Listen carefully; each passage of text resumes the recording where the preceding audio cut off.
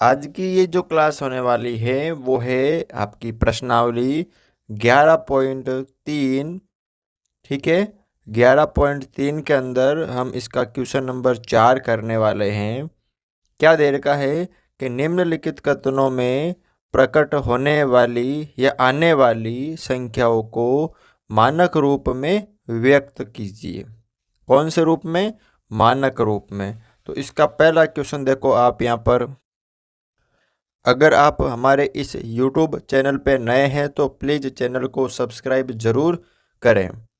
देखो ए है क्वेश्चन। क्या दे रखा है? पृथ्वी और चंद्रमा के बीच की दूरी, ये आपको जो दे रखी है 384, और ये आपको दे रखी है मीटर में। अब इसको मानक रूप में बदलना है। किस रूप में? मानक रूप में। तो देखो सबसे पहले इसमें जो जीरो है ना वो अलग करने हैं। 384,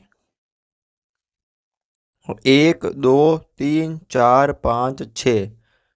तो मैं क्या करूँगा, ऐसे लिख दूंगा 1 2 3 4 5 और 6। मैंने जीरो अलग कर दिए। तो 3। अब देखो क्या करना है, 3 पॉइंट या एक पॉइंट लगाते हैं। मानक रूप में जो पहली संख्या होती है ना उसके बाद में एक पॉइंट लगाते हैं और वापस ये लिखेंगे।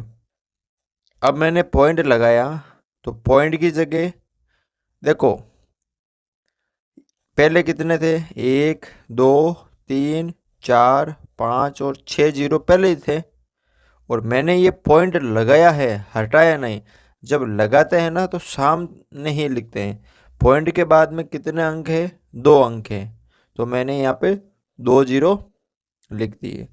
तो यहाँ पे हो गया 3.84 इंटू 1 2 3 4 5 6 7 और 8, यानी 10 की घात 8। ये इसका उत्तर होगा। ठीक है ना। अगला देखो बी। बी है आपके यहाँ पर, निर्वात स्थान में प्रकाश की चाल या वेग ये दे रखा है। तो आपको तो बस संख्या देखनी है। 300, 3 बार जीरो और वापस 3 बार। संख्या देख ली। अब सबसे पहले क्या अलग करना है, जीरो। 3 अलग करने तो 1 लिखेंगे। अब कितने जीरो है, 1 2 3 4 5 6 7 8 जीरो है। तो 1 2 3 4 5 6 7 और 8 मैंने यहाँ पे जीरो लिख दिए। तो 3 अब यहाँ पे 1 अंक है तो पॉइंट लगाने की जरूरत नहीं है। यहाँ पे मैंने लिख दिया 10 की घात 8। ये इसका उत्तर होगा। ये तो इसका हो गया, ये इसका होगा। आगे देखो यहाँ पर तीसरा, पृथ्वी का व्यास दे रखा आपको 1 2 75 और 6000। ये मैंने संख्या ले ली। अब सबसे पहले पॉइंट लगाएंगे या पहले जीरो हटाएंगे? तो पहले जीरो हटाना आपको। तो 1 2 7 5 और 6, कितने जीरो है, 3। तो लिखेंगे 1 2 3। अब यहाँ पे पॉइंट 1 अंक के बाद लगाते हैं मानक रूप में। ये मैंने पॉइंट लगा दिया 2 7 5 और 6 इंटू। अब जैसे मैंने पॉइंट लगाया तो पॉइंट के बाद में कितने अंक है, 1 2 3 और 4। तो पहले 3 जीरो तो थे ना। अब यहाँ पे मैंने 1 2 3 और 4 जीरो में और लिख दूंगा क्योंकि 4 अंक है। जब पॉइंट लगाते हैं तो सामने लिखते हैं, जब हटाते हैं तो ऊपर नीचे करते हैं ना। 1.2 7 5 और 6।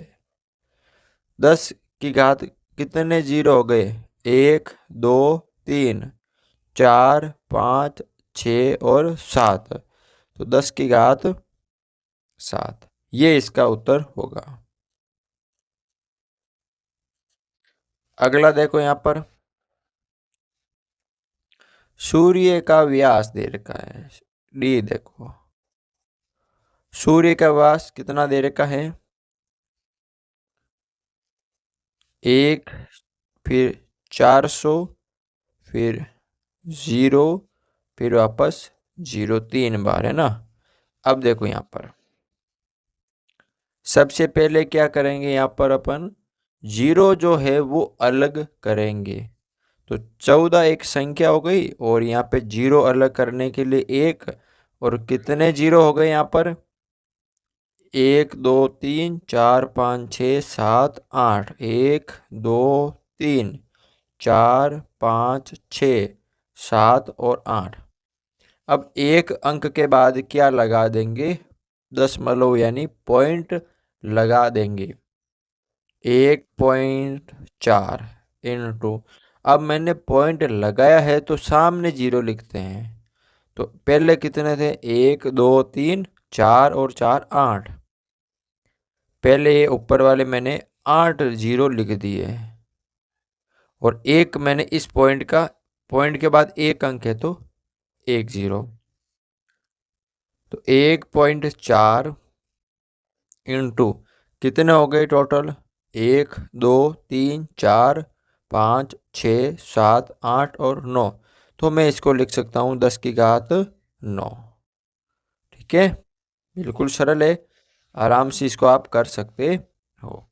अगला देखो ई। एक आकाश गंगा में औसतन इतने तारे हैं। तो 1, फिर कितने 0 हो गए? 1 2, फिर 1 2 3, 1 2 3 और 1 2 3। अब इसको मानक रूप में बदलना है, तो कुल हो गए 1 2 3 4 5 6 7 8 9 10 11 0 हो गए ना। तो एक मैंने लिखा और अलग कर दिए मैंने 0 0 मैंने अलग कर दिए। तो मैं यहाँ डायरेक्ट भी लिख सकता हूँ। कितने हो गए यहाँ पर? 1 2 3 4 5 6 और 5 11। तो 10 की घात 11, ये इसका उत्तर हो जाएगा। ठीक है, कर सकते हो, बिल्कुल ही सरल है। आशा करता हूँ कि आपको ये समझ में आए हैं। ठीक है, तो आज ये बस 5 क्वेश्चन करेंगे। अगले वीडियो में हम इसके जो पूरे क्वेश्चन है वो करेंगे, और इसी के साथ हमारी ये जो प्रश्नावली है वो पूरी खत्म हो जाएगी। जय हिंद, जय भारत।